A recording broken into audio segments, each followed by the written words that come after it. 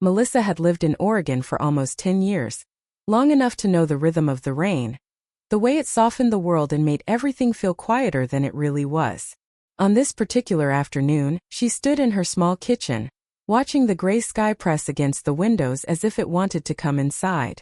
The house was calm, almost too calm, with that heavy silence that made her feel like she was living in a museum instead of a home. Her cup of tea sat on the counter, untouched and cooling, the steam disappearing long before she noticed. She felt tired, not in the physical way, but in that deep emotional way that settles into the bones and makes even the smallest tasks feel like lifting something heavy. Her marriage had not always been this way. She had married Thomas because he made her feel safe, grounded, and valued. He had worked in construction all his life, a strong man with a steady presence, someone she believed would always choose family first. But over the years, work started taking more of him. Longer hours, bigger projects, more travel, fewer evenings at home. The conversations between them slowly became short, functional, and predictable. Dinner, bills, schedules. The tone of their marriage had shifted from warm to neutral without either of them meaning for it to happen. Thomas still cared, she believed that, but caring and showing care were not the same thing. What hurt Melissa most was the loneliness that crept in silently. She woke up feeling alone, spent the day alone, went to bed alone even though she shared a mattress with someone. She tried to talk to Thomas a few times, but the words never came out the right way. He would listen for a minute, nod, then say he was tired or stressed or that they'd talk later. But later never came. Melissa was not angry with him. She was simply lost, unsure how to pull him back toward her. With each passing month, she felt more like a shadow in her own home. That was the emotional storm she carried on the day Ethan came back from college. She had known her stepson since he was 9. She helped him with homework, made him lunches, cheered at his soccer games, and listened to him talk about anything and everything during his teenage years. She had always cared for him, not as a replacement for his late mother, but as a steady figure who wanted him to feel supported and understood. Ethan had always been gentle, thoughtful, and observant in a way most young men weren't. But when he left for college in Washington, the house had gone even quieter. Now, years later, he returned for the summer, a little taller, a little more mature, and carrying the calm confidence of someone who had seen more of the world. When he walked through the door that morning, duffel bag hanging from his shoulder, Melissa had expected a friendly hello, maybe a quick hug, and then the awkward shuffle that college kids sometimes have around parental figures. But instead he paused, really paused, and looked at her with those warm brown eyes that saw far more than she was ready to show. "Aunt Mel," he said, the nickname he'd used since he was little. "You look tired. Are you okay?" It startled her more than she let show. No one had asked her that in months. She smiled, told him she was fine, and turned quickly to pick up a dish towel so he wouldn't see the sudden emotion rising in her eyes. Ethan didn't push her. He simply nodded and carried his bag upstairs, but the exchange sat with her for hours afterward. Felt strange being seen so quickly and so clearly. As the day went on, Melissa tried to busy herself with chores, cleaning the counter, reorganizing the pantry, wiping the already clean stove. Simple tasks she used to distract her from the silence in her home. But the loneliness still settled around her like a heavy coat she couldn't take off. She was wiping the counter for the 4th time when she heard footsteps behind her, steady, approaching slowly. She didn't turn at first, thinking it was Thomas coming home early. But something about the footsteps felt different, lighter but hesitant, as if the person wasn't sure if they should approach. When she finally turned around, she froze. It was Ethan. He stood there only a few feet away, his expression soft and a little worried, the kind of look someone gives when they're afraid you might break if they say the wrong thing. His presence filled the kitchen in a way that surprised her. He was no longer the quiet teenager who used to sit at the table drawing in his notebooks.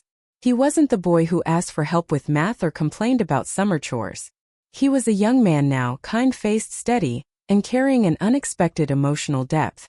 "Melissa," he said gently, dropping the old nickname as if he sensed she needed something different today. "You don't seem okay." Her breath tightened. She didn't want to cry. She didn't want to unload her problems onto him. She didn't want to look weak. She had spent months holding everything together, hiding her loneliness behind polite smiles and careful routines. But something about Ethan's tone, calm, sincere, honest, made her feel exposed in a way that wasn't uncomfortable, just unexpected. "I'm fine," she whispered automatically, but she knew he didn't believe her. Ethan didn't argue though. He simply nodded, stepped back slightly to give her space, and reached for a glass of water before heading toward the living room. But the look in his eyes lingered. He had seen something in her that she hadn't meant to reveal. The next few days moved quickly. Ethan settled into the house easily, helping wherever he could without being asked. He fixed the broken hinge on the back door, repaired the loose fence board, and even took out the trash before she had the chance to reach for it. Small things, simple things, the kind of thoughtful gestures she used to receive from Thomas years ago. Melissa found herself watching Ethan more than she intended, not out of anything inappropriate, but out of gratitude and confusion. He brought a soft kind of warmth into the house, something she had forgotten was possible. They talked sometimes, small conversations about his classes, his part-time job at the campus bookstore, and his plans for the future. He listened when she spoke, really listened, something she wasn't used to. And she realized how starved she had been for connection, even simple connection. Yet she kept her distance emotionally. She forced herself to stay busy, to remain polite, to keep boundaries clear. But loneliness is a quiet and powerful thing, and comfort, even innocent comfort, can become complicated when it arrives unexpectedly. That afternoon, when she stood in the kitchen wiping the counter again, her thoughts spinning in circles, she heard footsteps approach behind her once more. Her body tensed, not because she was afraid, but because she wasn't prepared for another moment of being seen so clearly. She turned slowly, ready to offer a smile and a light conversation. But when she faced Ethan, something in his expression stopped her breath. He looked at her as though he had noticed something she didn't even know she was revealing. And in that moment, everything began to shift. Ethan's question lingered in the air long after he stepped away from Melissa that afternoon.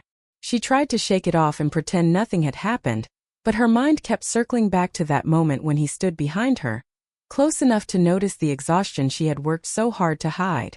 She kept moving, cleaning, folding laundry, organizing drawers that didn't need organizing, anything to quiet her thoughts.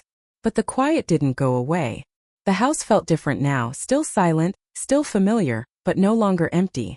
Ethan's presence filled the rooms with a calm energy she hadn't felt in months. He moved around the house lightly, respectfully, never intruding, never assuming, just quietly helping with things she didn't realize needed help until she saw them done. Melissa found herself paying attention to him more than she intended. Not in a romantic way, not in any way that crossed lines, but in a way that came from being deeply lonely and suddenly not invisible anymore. She noticed how he listened fully when she spoke, how he offered small comments that showed he remembered details she had mentioned before, how he picked up on unspoken emotions so quickly it startled her. It made her wonder how long it had been since someone truly listened to her. She tried telling herself it didn't matter, that he was simply kind, that it was just his nature. But kindness becomes powerful when you're starved for it. Over the next few days, their interactions became a soft rhythm in the house. Ethan would come downstairs in the morning with an easy smile, asking if she wanted help making breakfast. Sometimes he'd cook eggs while she prepared coffee, both of them moving around the kitchen with a quiet coordination that felt strangely natural. During the afternoons, he worked outside repairing things around the property, explaining what he was doing so she wouldn't feel useless standing nearby. In the evenings, he sat in the living room reading or watching TV while she folded laundry or planned meals, the quiet companionship settling into something warm but confusing. Still, Melissa kept distance where she could. She didn't want to blur lines or confuse intentions. She didn't want to feel anything that could be misread. She spent nights reminding herself that Ethan was only being thoughtful, that her loneliness was making simple kindness feel larger than it was. But even with those reminders, her emotions grew complicated. Not romantic, not dangerous, but deeply human, because for the first time in a long while someone saw her.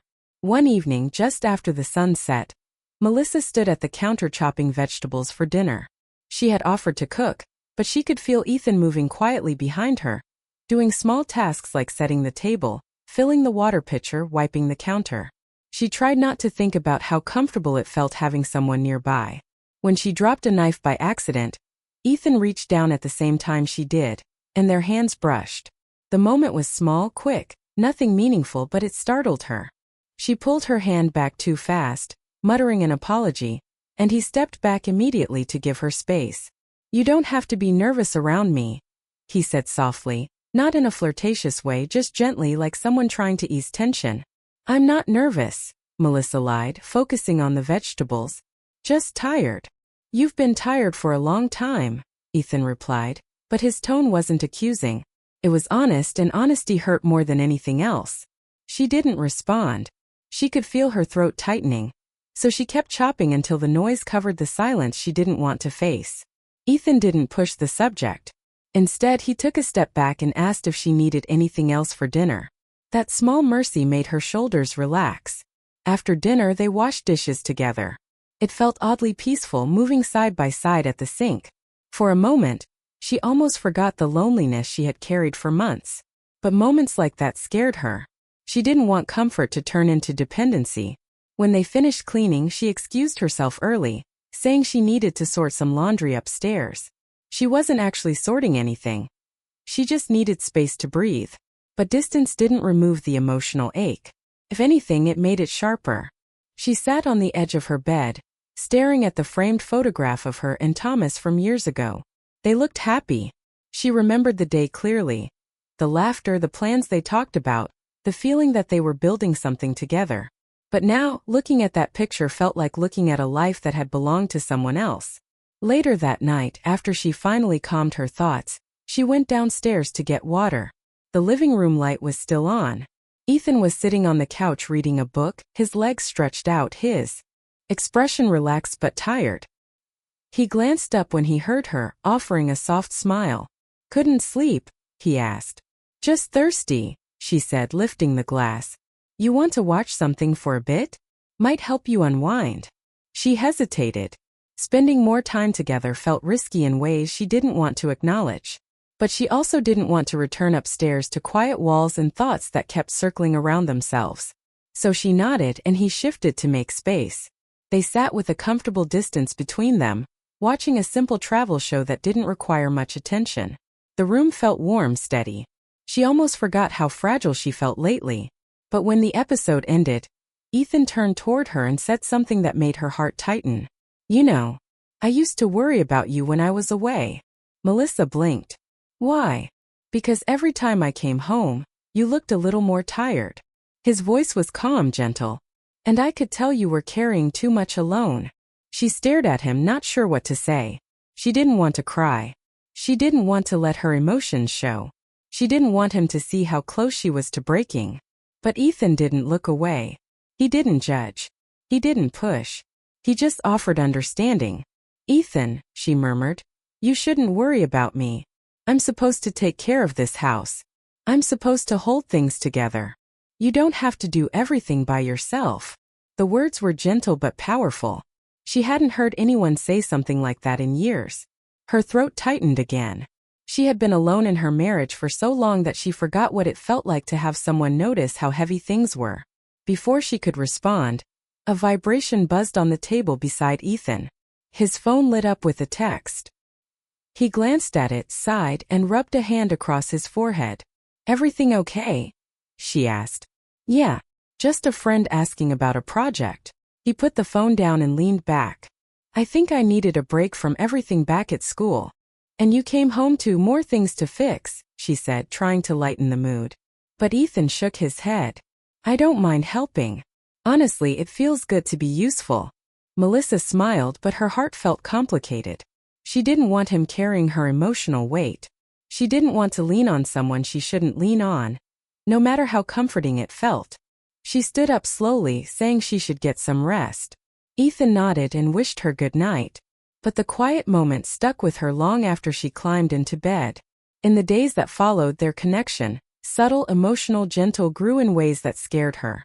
Not because it was romantic. Not because there was anything inappropriate. But because her heart, bruised and tired, was responding to kindness in ways she wasn't prepared for. Then came the evening. Everything shifted. The sun was sinking behind the mountains, painting the sky in soft shades of gold and purple. Melissa was in the kitchen again, putting away dishes, thinking about whether she should talk to Thomas about how distant they'd become. She wanted to fix things. She wanted her marriage to feel alive again. She wanted her home to feel whole. But just as she reached for the cupboard door, she heard a knock at the front door. Not loud, not urgent, just gentle. When she opened it, Ethan stood there in the fading light, rain beginning to fall on his jacket, his eyes filled with something quiet and serious. And before she could speak, he said the sentence that made her breath catch in her chest. "Dad is staying at the job site overnight. I just wanted to make sure you aren't alone." At that moment, she didn't know whether to feel grateful or terrified, because she knew this night would change everything. When Melissa opened the door and saw Ethan standing there with rain dotting his jacket and concern written across his face, she felt something inside her shift in a way she couldn't easily name. The sky behind him was fading into a deep purple, the kind that made the world feel softer but heavier at the same time. She stepped aside to let him in, not because she needed company, she told herself, but because his presence felt steady in a day that had been full of emotional storms. As he walked inside, shaking off the droplets from his sleeves, she felt her chest tighten with a mix of gratitude and uncertainty. The house felt warmer with someone else moving through it, and she hated how much she needed that warmth tonight. They sat at the kitchen table, the same table she had eaten countless lonely meals at, and for a moment neither of them spoke. The refrigerator hummed quietly. The clock ticked steadily on the wall. The silence wasn't cold. It felt like a blanket laid gently over two people who were both too tired to pretend anymore. Ethan finally looked up, his eyes steady but sad. "I know you're trying to keep everything together," he said softly, "but it's okay to not be strong every second." His words hit her harder than she expected, because she hadn't heard that kind of compassion in a long time. She tried to smile, but it wobbled and fell apart. "I don't want to be a burden," she whispered. He shook his head, leaning forward just enough to show sincerity without crossing any lines. "You're not. You've always taken care of everyone else. Someone should take care of you sometimes." The simple truth in his voice made her throat sting. She hadn't realized how desperately she needed someone to say that.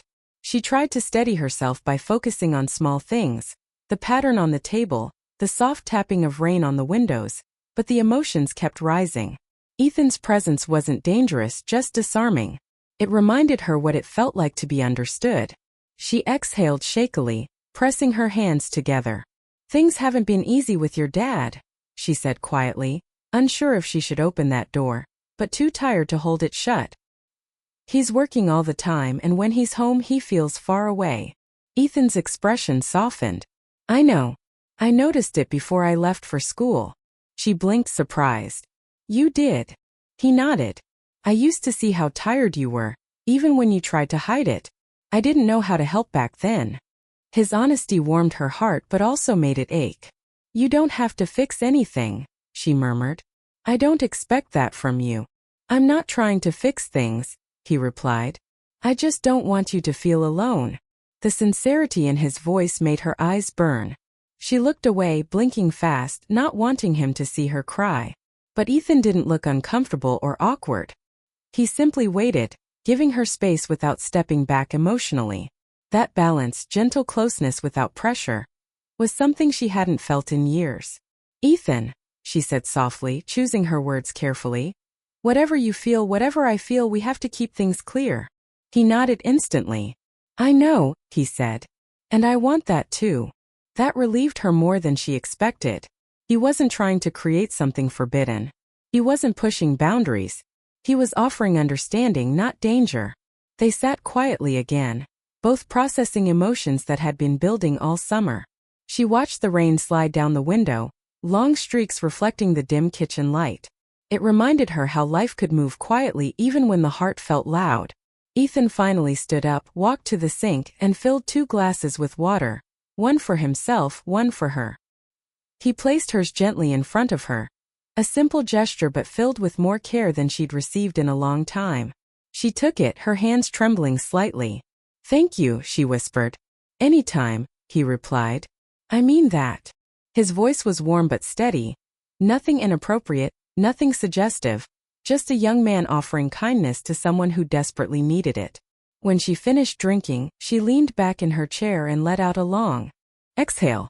"I don't know when things started falling apart," she admitted. "I kept thinking it was just a phase. that he'd come back to me one day. But now, I'm not sure he even notices the distance. Ethan sat across from her, elbows resting on the table, fingers laced. Do you want to fix things? She nodded slowly. Yes, I do. I love your father. I just don't know how to reach him anymore. The sadness in her voice pierced him, but he didn't let it show. Have you told him how you feel? I tried, she said. But the conversation never worked. He was tired, stressed, or rushing out the door. I didn't want to make things harder. Ethan sighed gently. You deserve to be heard. She looked at him, really looked, and saw a young man who carried empathy far beyond his age. You remind me so much of him when we first met, she whispered without thinking. Ethan smiled softly. He used to be gentler, didn't he? Yes, she said, tears threatening again. He really was. The storm outside grew stronger, rain tapping more persistently against the windows, wind rattling the porch. Ethan glanced at the window before turning back to her. I'm glad I came home this summer, he said quietly. I think maybe we both needed someone to talk to. She nodded. I think you're right. They sat in silence for a long moment, not because they had run out of things to say, but because the air felt calm in a way neither of them wanted to disturb. Eventually, Melissa stood up, pushing her chair back gently. I should get some rest, she said. Tomorrow's another long day. Ethan rose as well, giving her space but keeping his gaze steady and warm. If you ever need to talk, he said, or even if you just want company, I'm here. His words were not romantic. They were human, honest, safe. Melissa felt something loosen in her chest, something that had been tight for far too long. Thank you, she murmured. Really? Ethan nodded and stepped toward the hallway. But before he turned the corner, he paused. You're stronger than you think, he said quietly. And you don't have to face everything alone. Then he disappeared down the hallway, leaving Melissa standing in the kitchen with a heart full of emotions she wasn't ready to sort through. She walked slowly upstairs, holding the railing as if it grounded her.